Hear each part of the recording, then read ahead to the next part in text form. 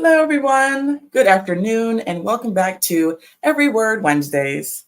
And so, friends, I hope that you are excited because I really am enjoying this series so far. I mean, ideally, I think we're only the second episode in, but I just think that this is so important because on my Friday shows, I use terms or I'll talk about things, and if it's not the topic, then I try to like just mention something briefly, and then I'll kind of move along. But here, I'm teaching you guys how to speak Christianese in a way. And so when you use a term like the Son of God, or when you use a term the sons of God, now you're going to have a better idea of what those terms mean, and you can actually use them appropriately, and you can swat down any false doctrine that you hear about them.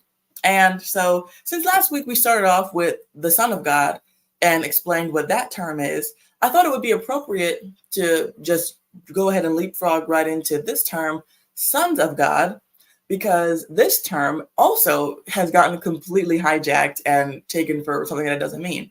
And I've heard this for a while. I've heard what people think that this term means, which the popular consensus in Christianity is that this term means angels. But what the Bible actually means is that these are believers, Christians, people who are born again, however you want to refer to them.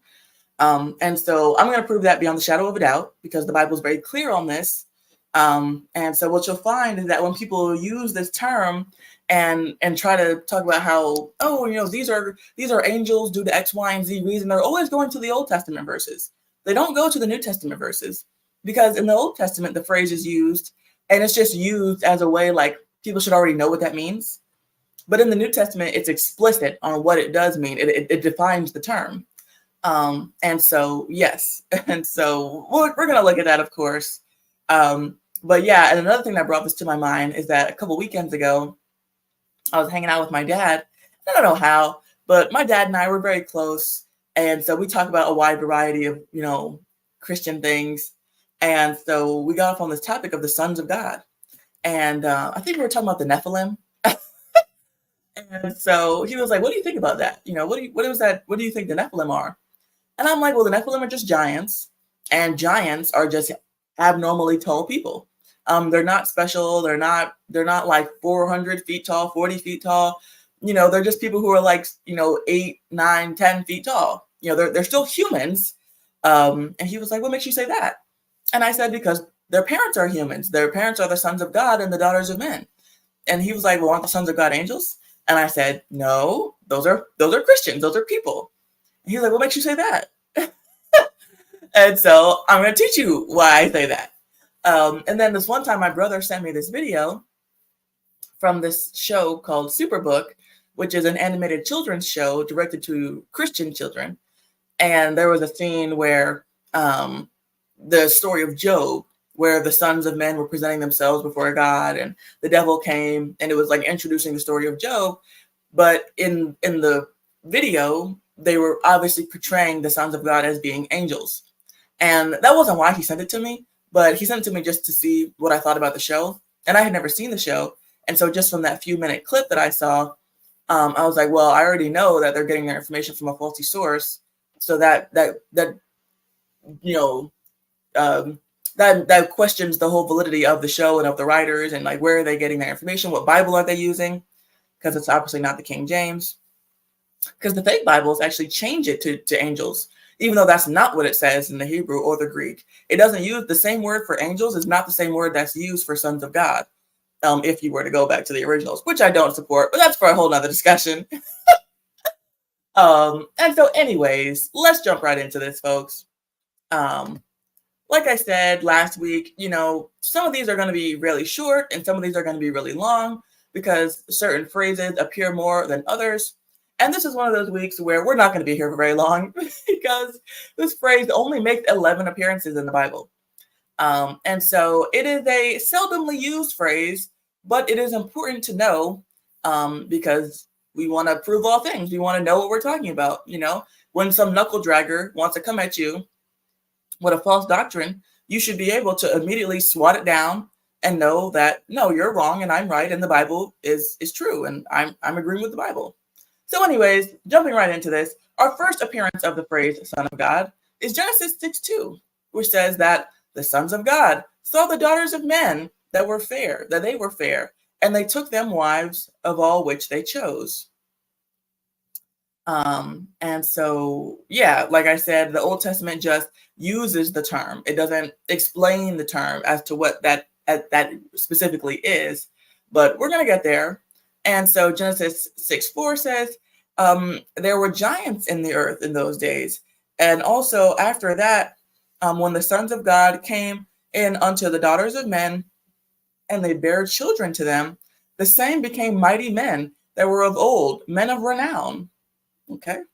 Job chapter 1 verse 6 says, Now there was a day when the sons of God came to present themselves before the Lord, and Satan came also among them. Goodness. And so, yes, so these three verses are usually the verses that people will turn to when they want to come at you with this sons of God or angels story. But they're not rightly dividing the word of truth. And so Job 2:1 says, Again, there was a day when the sons of God came to present themselves before the Lord, and Satan came also among them to present himself before the Lord. And our last appearance in the Old Testament is Job 38:7, that says, When the morning stars sang together, and all the sons of God shouted for joy. And so there's that. And then going into the New Testament, John chapter 1 verse 12 says, But as many as received him, to them gave he power to become the sons of God, even to them that believe on his name.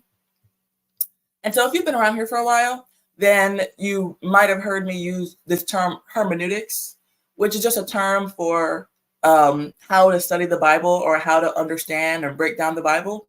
And the hermeneutics technique that I am most familiar with, I don't know all of them, but the one I'm most familiar with is the one where you base your definition off of the first appearance of a word or a phrase. And so, like I said before, that doesn't always work because sometimes it's not explained the first time it's used. It's explained later on. And so this term sons of God does not get explained until we get into the first time it's used in the New Testament. And so here in John 1, it's explaining, and it'll go on to further explain in the other verses too, but this is explaining how when you are a son of God, this is not something that was how you always were. And, it's another false doctrine that we're all children of God. Everybody's a child of God. All people everywhere are children of God. That is also not true. Only Christians get this special term of being called a son, the sons of God. And in John, it tells you how that process happens. It's because they believed on him. Also, not because they worked their way to becoming a son of God, but that's also not really the topic.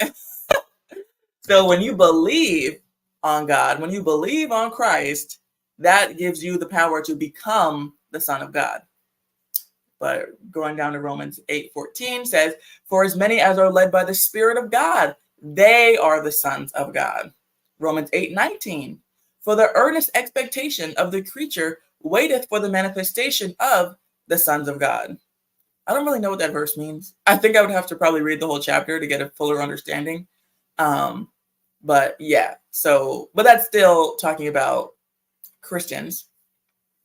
Philippians 2:15 says that ye may be blameless and harmless, the sons of God, without rebuke in the midst of a crooked and perverse nation, among whom ye shine as lights in the world. So this is more reinforcement that the sons of God are Christians, because angels don't live in a crooked and perverse nation. Angels just come down to do God's will and then they go back up. They don't stay here. They don't live here. They're not in the midst of a crooked and perverse nation. We as children of God, we're the ones who are stuck here until we die or until Christ comes again. And so there's that. Okay, and our last two are 1 John 3:1 that says, Behold, what manner of love the Father has bestowed upon us, that we should be called the sons of God. Therefore the world knoweth not us, because it knew him not. And so more reinforcement. It's just like, now that we're getting to the end, Hello, EAE. Nice to have you this afternoon. um, Now that we're getting to the end of the Bible, it's just really hammering it that, don't get any false ideas that, the sons of God still means, just in case you started reading in John and then you didn't make it to First John, okay, it's still talking about the same group of people. It's the same thing. And, another reason why this is such an important study, going through every word of a phrase, is that sometimes phrases will mean different things in different contexts. So maybe in one context it is the angels, and in one context it is saved people.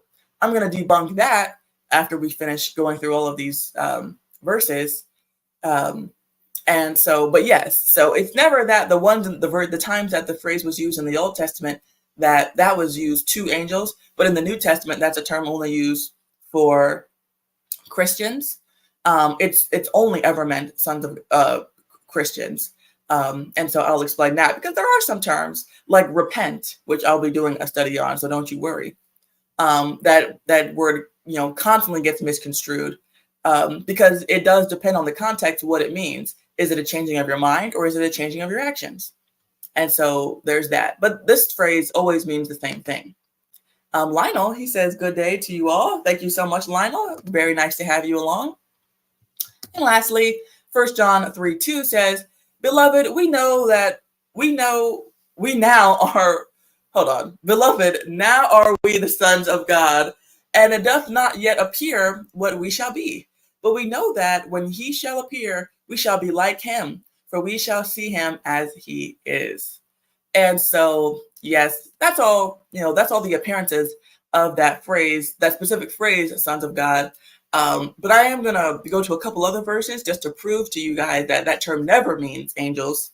But yeah, and so here in the final appearance of the phrase sons of God, it's referring to the day of the Lord, also known as the rapture, which is where Christ will come and receive, his church, and he'll receive his believers. And that, we'll be with him and we'll be like him. We'll have our new glorified bodies, after the tribulation and the rapture and all this stuff. And, in the end, when the earth, is destroyed and all that. And so that also refers to Christians. That does not, the angels aren't affected by Jesus coming back again, because they're not getting, they're already similar to him. They're not similar in the way that we are, but they're already in heaven. They already have their spiritual bodies. And so that wouldn't make any sense if it was talking about angels. And so I'm going to drop this down for a minute. And so I'm going to pull up a couple verses to further just back up what I'm saying. Okay. And so remember how,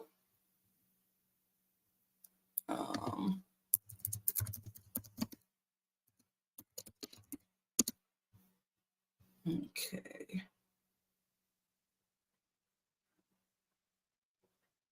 Okay. Pulling up a verse. Okay, this is what I'm looking for. All right. And so another reason why we know for a fact that the verses in the Old Testament are not referring to angels, and the definition changes in the New Testament, is because here in Matthew 22:30, it says that for in the resurrection, they neither marry nor are given in marriage, but are as the angels of God in heaven. Okay. And so this is relevant because remember how the first two times that the phrase is used in Genesis, it says that the sons of God saw the daughters of men, and they went in unto them, and they, took them as wives, and they had children with them. Remember those first two passages, and those are some of the most popular passages that people will use to try to justify this sons of God are angels story. But that's impossible, because angels are not given in marriage, and they do not marry. And so therefore angels cannot have sex as humans do. They don't have children. And so the sons of God in those verses could not be talking about angels, because angels don't do those things. Angels don't take people into marriage. They don't have children. They don't copulate with the human race. So, and that's that whole idea of the Nephilim being these gigantic 40-foot, building high people like Jack and the Beanstalk type giants. That's what these people want to tell you about. Oh, the Nephilim, they were, this ancient race of half angel, half human. No, friend, that's folklore. That's a myth. That's a myth.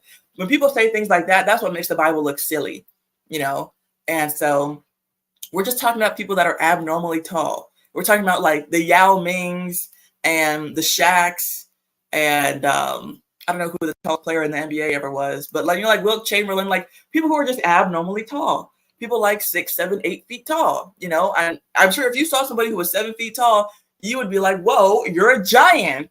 Okay. And so don't get so wrapped up in the term, don't get so carried away with the term, just because we use that term today to be like a mythical character who's like excessively big, just honestly, just get back into reality, just take the Bible at what it says. And, if you saw somebody who was 7 feet tall or 8 feet tall, you would say that that's a giant. And so that's still a human though. So this is not, that just doesn't fly. That idea of that term contradicts explicitly with this verse right here. Good to have you, Beak. I hope that you're not bogged down at work right now. So I'm glad that you are here, even if you do have to be, even if you have to be, I'm glad that you're here. And so there's that verse that debunks this idea that the sons of God are that the angels are the sons of God in the book of Genesis. But I'm also going to just reinforce the fact that angels are never considered the sons of God.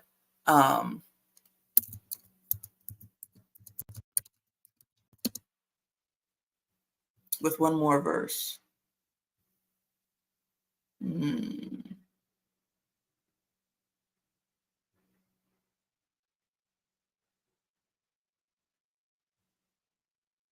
Okay, let's see here.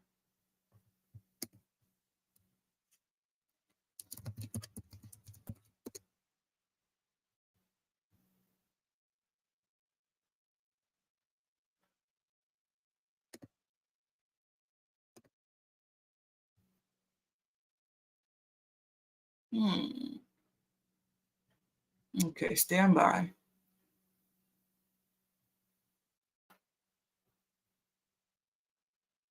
Where is it? Oh, here we go. Perfect. Hold on. Is there one more? Let me check. I know what I'm looking for. I just didn't know the address of it. Okay. Okay, I can use both of these verses, so I'll just use both of them because they both reinforce what I'm saying. Okay. And so lastly, I want to pull up these two verses in Hebrews 1:5 and 1:13, which just completely blow this angels are the sons of God story out of the water. Hebrews 1:5 says that, for unto which of the angels said he at any time, thou art my son, this day have I begotten thee. And again, I will be to him a father, and he shall be to me a son. And so this is saying that, when did God ever say that the angels are his sons? The term son of God is a term that's only ever bestowed upon Christians. And then it goes on to reinforce that in Hebrews 1:13 that says, but to which of the angels said he at any time, sit on my right hand until I make thine enemies thy footstool, which is something that is said about Christians. That's a promise that is given to Christians, that our enemies will be made into our footstool. And so these are once again saying, like, it's kind of like being sarcastic. Like when did he ever say that angels? I guess there's nothing new under the sun. And so people saying that angels are the sons of God is nothing new. And so here Paul, because I believe Paul wrote the book of Hebrews, but whatever, it's nothing to argue about. Whoever wrote it is saying that, like I guess he's hearing this junk from these people at that time. And he's like, when at any time has God said that, said unto the angels, thou art my son, this day have I begotten thee? Like, what Bible are you reading? Like, where did you get this idea? And so, because by the time that the book of Hebrews comes around, I would imagine that they would have already had the verses in John. I'm not really sure about the chronological order of the Bible, but yeah, I mean, I guess that was something that he feels like they should have already known, whoever he's talking to. And so, yes, friends, this idea that angels are the sons of God and that everybody is a son of God, these are both false doctrines. I wouldn't say that they're heresy because I don't think that affects salvation. It doesn't affect like a foundational doctrine. But at the end of the day, it's just not true. And so we should know the truth. Christianity is the religion of truth. And so we should know what we're talking about. We should get familiarized with our Bible, get familiarized with these terms. And so on top of just, reading a specific term, like studying a specific term or a word, we should be reading our Bible every day. And so, because if you just read it, then it'll become more clear in general that certain things are, oh, this means that, this doesn't mean this. And so if you just read it in its full context, then it'll become clear as well. But yeah, I think that's why these studies are important. And so there's that. And so yes, friends, like I said, not gonna take too long because there's only a few instances of this.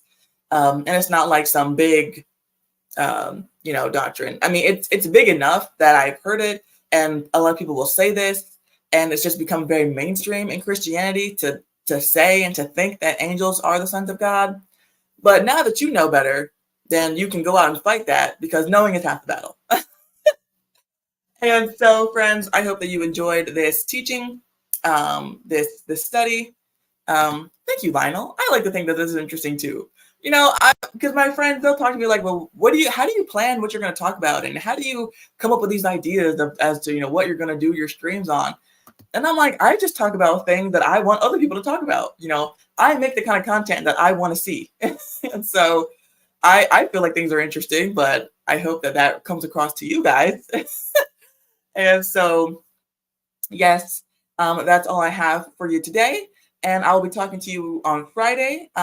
Friday stream will be me, I guess you could say, I'll be reviewing. So I'll be reviewing X Fundamental, X IFB, because I'm an independent fundamental Baptist. So I'll be reviewing this video or videos. I haven't decided on just one yet, from X IFB members who apostatize and say that they're no longer in the faith. And I'm going to be dissecting if they have any valid points, because I'm always saying that the truth fears no scrutiny. And so sometimes when you're in something, or when you're actively doing something, you can't see the blind spots, and you can't see where the pitfalls of your own group fall. And I don't want to, this isn't a cult. People often say that the IFB or NIFB especially is a cult, and that everybody's just in perfectly lockstep with each other, and that there's no room for free thought, which I think is ridiculous. And so we're gonna hear the criticisms, and we're gonna test them out in real time, see if they're valid, and we're gonna do that. And then I'll be back on the Black Man Unfiltered's channel this Saturday. So you get 3 doses of Mrs. Ginny this week. So you should be, at optimal levels, folks, where I'll be doing the same kind of thing, but with ex-trad wives. So I'll be looking at the criticisms to, my way of life and my groups, and seeing if they're valid, or seeing if it's all just, railing accusations and people being bitter. And so that's what you can expect from me for the end of the week.